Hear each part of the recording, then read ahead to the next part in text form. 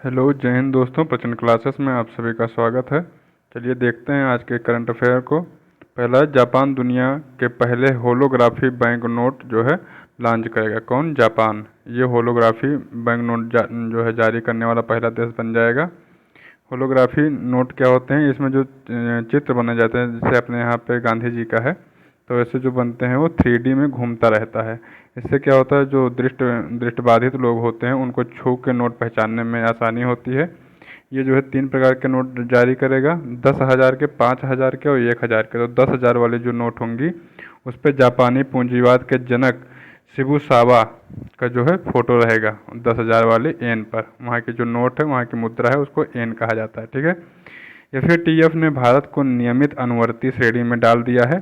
ठीक है, नियमित अनुवर्ती श्रेणी में। तो एफएटीएफ के जो सदस्य देश हैं उनको 4 श्रेणियों में डालता है, 4 श्रेणियों में बांट के रखता है।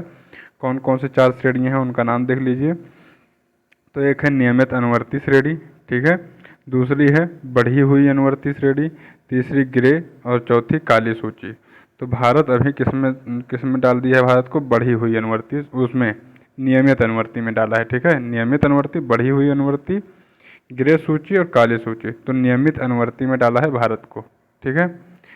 इसमें जो है एफएटीएफ और उसके क्षेत्रीय निकायों द्वारा कवर किए गए 177 देशों में से भारत सहित केवल 24 देश नियमित अनुवर्ती कार्रवाई में हैं। ठीक है, यहाँ तक कि अमेरिका, ऑस्ट्रेलिया, देखिए America, Australia, Canada, New Zealand, Singapore जैसे विकसित देश, जर्मनी, फिनलैंड जो है, डेनमार्क जैसे यूरोपीय देश भी उन्नत अनुवर्ती कार्रवाई में आते हैं। ठीक है, भारत नियमित अनुवर्ती कार्रवाई में है और ये लोग किस में हैं? उन्नत अनुवर्ती कार्रवाई में। तो ये जो है उन्नत अनुवर्ती कार्रवाई उन देशों को दी जाती है जिनमें महत्वपूर्ण कमियां होती हैं। ठीक है, तो आगे बढ़ते हैं। ये याद रखिएगा कि भारत को किस में? नियमित अनुवर्ती में डाल दिया है एफएटीएफ ने। यूनेस्को और के पॉप समूह 17 ने लॉन्च की है going together for youth creativity and wellbeing. ठीक है, पहल किसने? तो यूनेस्को और के पॉप समूह। तो के पॉप समूह जो है, के पॉप समूह ये जो है आपका कहाँ का है?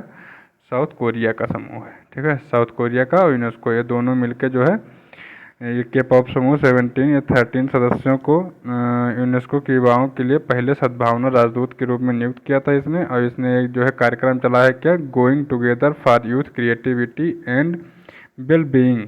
ठीक है, ये जो है दोनों यूनेस्को ने और उसने मिलकर चालू किया है।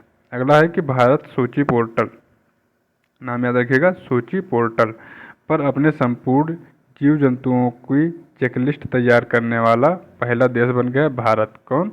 भारत जो है, इसका पोर्टल का नाम क्या है? सूची पोर्टल। ठीक है, तो इसने सूची पोर्टल नामक एक पोर्टल बनाया और उस पर जो है जितनी प्रजातियां भारत में पाई जाती हैं सबको उठा के उस पोर्टल पर डाल दिया गया है। तो जो है भारत में लगभग इसमें बताया गया है कि जो है 1,04,561 प्रजातियाँ पाई जाती हैं। ठीक है, पूरे भारत में इतनी प्रजातियां हैं जीव जंतुओं की। ठीक, और ये पहला देश भारत बन गया है। अगला है फ्लिपकार्ट ने अपना यूपीआई ऐप लॉन्च किया है, उसका नाम है सुपर मनी। क्या नाम है? Super money. ये यूनिफाइड पेमेंट इंटरफेस, नाम याद रखिएगा यूपीआई का, यूनिफाइड पेमेंट्स इंटरफेस।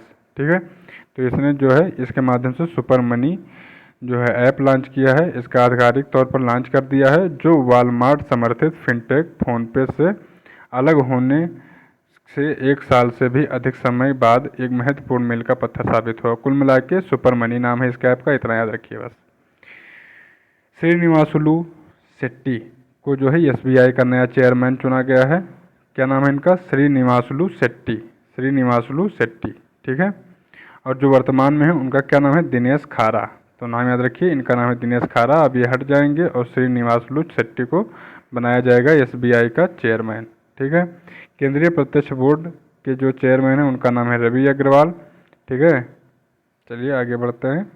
टाटा को मिला भारत का सबसे वैल्यूएबल ब्रांड का खिताब। तो टाटा जो है सबसे वैल्यूएबल कंपनी बन गई भारत की। कितने? 28.6 बिलियन डॉलर के, यूएस डॉलर के साथ में इसकी जो वैल्यू कितनी है? 28.6 बिलियन डॉलर। ठीक है, और $14.2 बिलियन के ब्रांड के रूप में इंफोसिस दूसरे स्थान पर है। तो टाटा पहले पे हो गई है, टाटा और फिर इंफोसिस। ठीक है, चलिए अगला देखते हैं। 1 जुलाई को मनाया गया गुड्स एंड सर्विसेज टैक्स दिवस। जीएसटी दिवस जीएसटी दिवस जो है प्रत्येक वर्ष 1 जुलाई को मनाया जाता है। 2024 में जीएसटी प्रणाली की 7वीं वर्षगांठ मनाई गई है ना।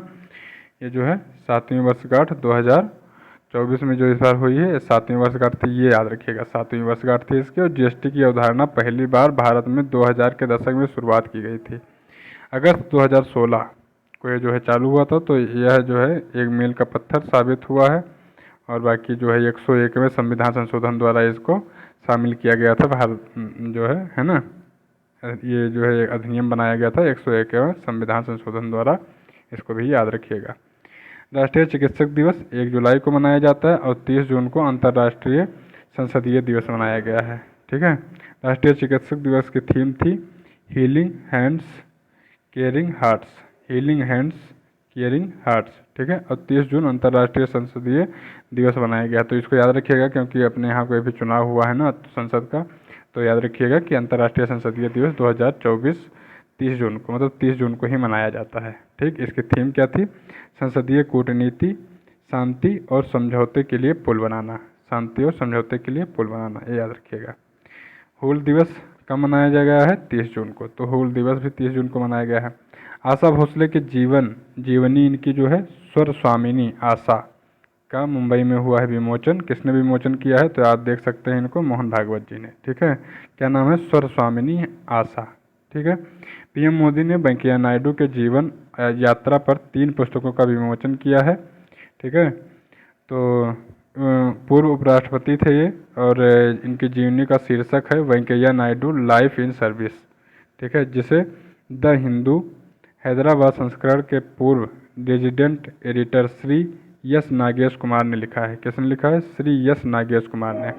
और celebrating Bharat the mission and message of Shri M Venkaiah Naidu as जो है 13th या 13वें जो भी कहिए वाइस प्रेसिडेंट ऑफ इंडिया, ये भी एक पुस्तक है इनकी। और एक है श्री संजय किशोर द्वारा लिखी गई है तेलुगु में, उसका नाम है महानता श्री एम वेंकैया नायडू का जीवन और यात्रा, ये इसका शीर्षक है। ठीक है, तो 3 पुस्तकें हैं, तीनों वेंकैया नायडू के जीवन यात्रा पर लिखी गई हैं।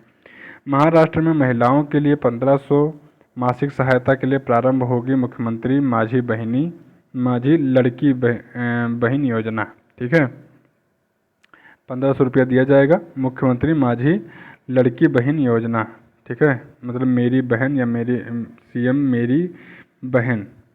ठीक है, तो ये जो है जो भाषा था वो उसमें था मुख्यमंत्री माझी लड़की बहन, और इसका मतलब है सीएम मेरी प्यारी बहन।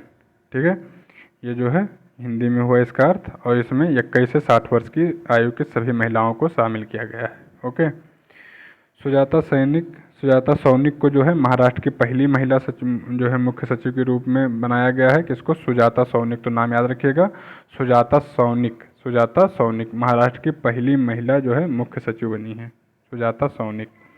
ये 1987 बैच की IAS ऑफिसर है। ठीक है, केंद्र सरकार ने की सेरोगेसी से मां बनने पर भी 6 महीने का मातृत्व अवकाश की घोषणा। जो सेरोगेसी माध्यम से माँ बनती हैं औरतें, तो उनको भी 6 महीने का मातृत्व अवकाश दिया जाएगा।